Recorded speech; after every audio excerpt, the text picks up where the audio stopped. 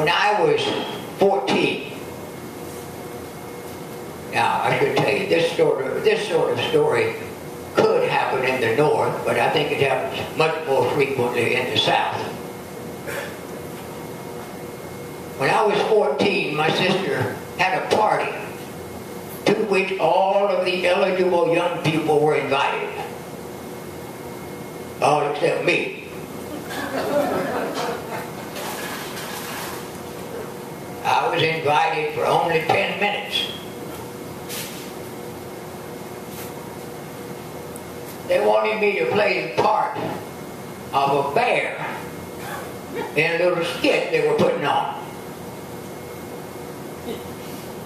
Well, they gave me the bear outfit, told me what time I should be at the party, but I wanted to practice something first.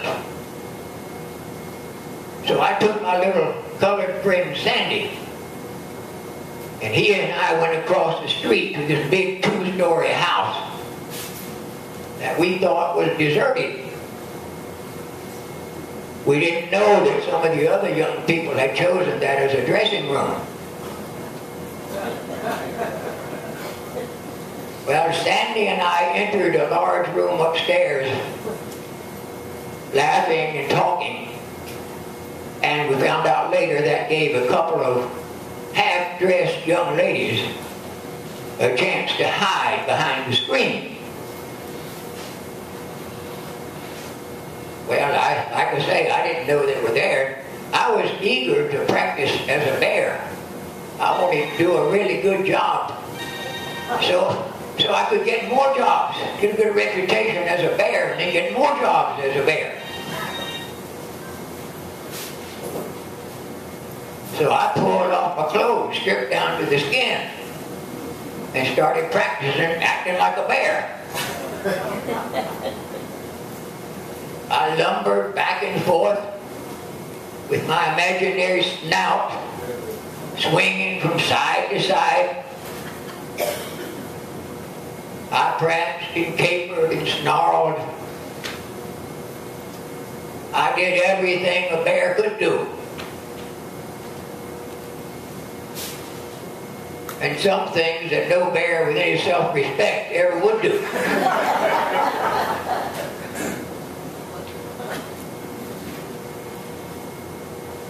Now once I came to a stop. I was walking on my hands. And I came to a stop right there in a beam of moonlight. Never dreaming I was making a spectacle of myself to anybody but Sandy. So I was standing there in all my glory. And all at once Sandy said, "Marse Sam, what is the special peculiarity of dried herring?" Well, I said I didn't know. "What is it?" Sandy said, "Well, they eat them, innards and all." Well, when he said that, there was a smothered burst of feminine snickering behind the screen. And when I heard that laughter, I toppled over like an undermined tower. A second later, I grabbed up my clothes and Sandy, and we tore out of that house. I was so embarrassed, I stayed hidden till I was sure everybody had gone to bed. Then for the next 2 or 3 weeks, I was ashamed to look any young lady in the eye, for fear that I'd be looking at one of those women who had seen me make such a fool of myself.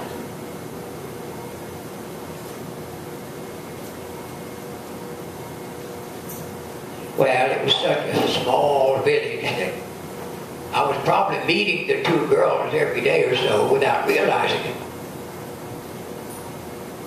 If they ever gave the slightest indication, I was too dumb to pick it up. And when I left that little village 4 years later, I was no longer hoping or expecting to find out who the girls were.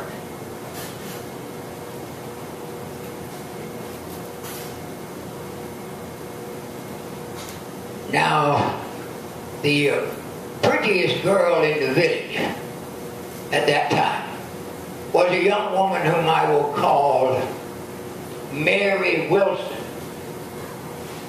because that was not her name.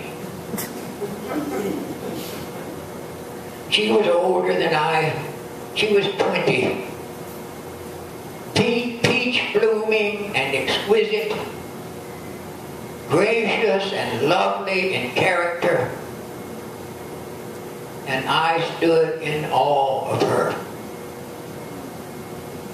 For I felt that she was made of angel clay and was rightly unapproachable by an ordinary mortal boy like me.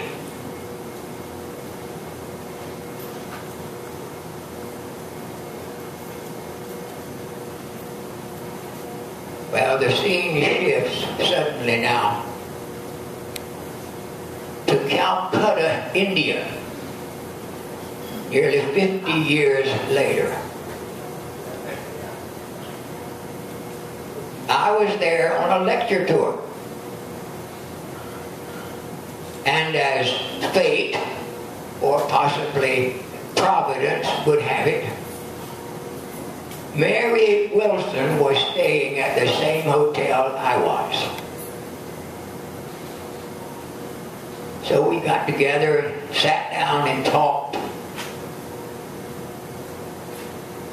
We steeped our thirsty souls in the reviving wine of the past. We uttered names that had been silent upon our lips for 50 years.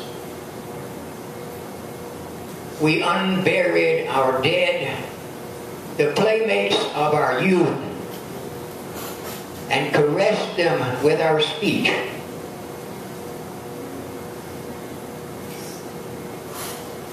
And we laughed and had such good times, steeping our soul in the reviving wine of the past. We had such good laughs with the tears running down our cheeks. And then suddenly, without any leading up to it,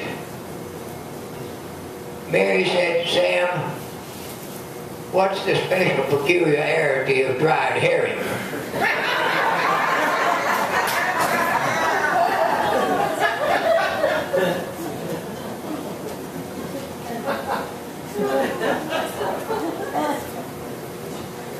Well, it seemed a strange question to ask in such hallowed circumstances. It was kind of shocking. But at the same time, it set me to musing, thinking, remembering dried herring. The peculiarity of dried herring. Then all at once I knew. And from the dusty chambers of memory, I heard this well-loved voice saying, "They eat some innards and all." Well, I glanced up quickly at Mary. Her face was stern and severe, but there was a dim and shadowy twinkle around her eyes. "Well," I said, "finally I found out who one of you was. Who was the other girl?" But Mary drew the line there. She would never tell me.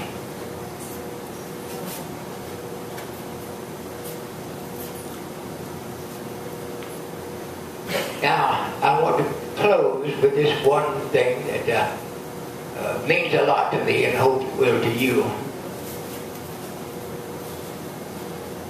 It's a sunrise on the Mississippi River in summertime. You can never see too many of them. They are enchanting. First, there's the eloquence of silence. Next comes a haunting sense of loneliness, isolation, remoteness from the worry and bustle of the world. Then the dawn creeps in stealthily.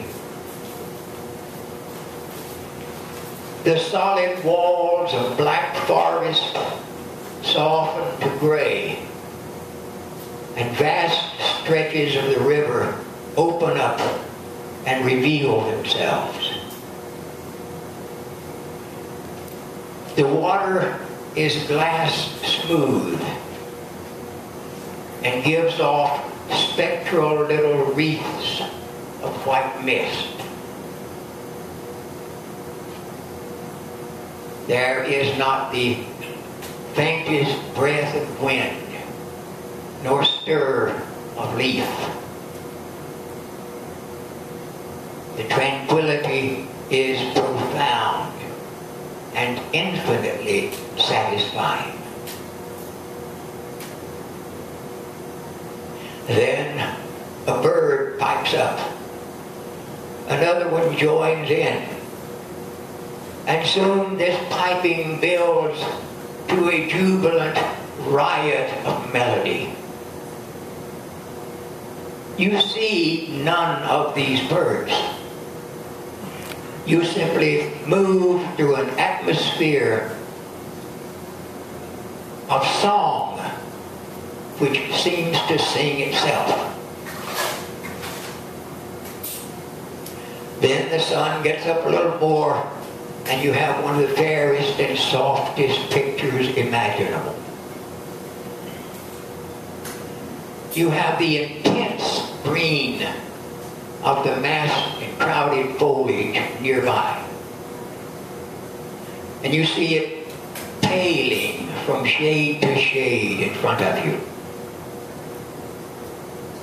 On the nearest projecting cape, perhaps a mile away, it has softened to the tender young green of spring. On the next cape, it has lost almost all color. And on the one beyond that, maybe 5 miles away, that cape sleeps upon the horizon, a dim mist, hardly separable from the sky above it and about it.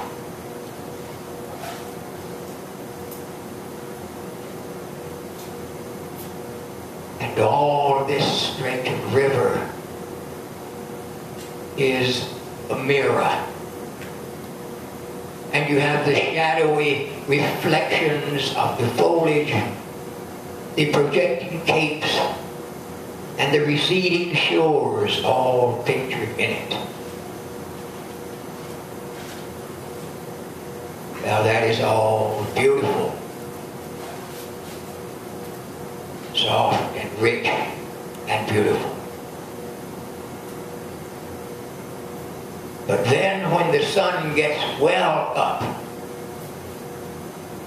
and distributes a pink flush here, a powder of gold yonder,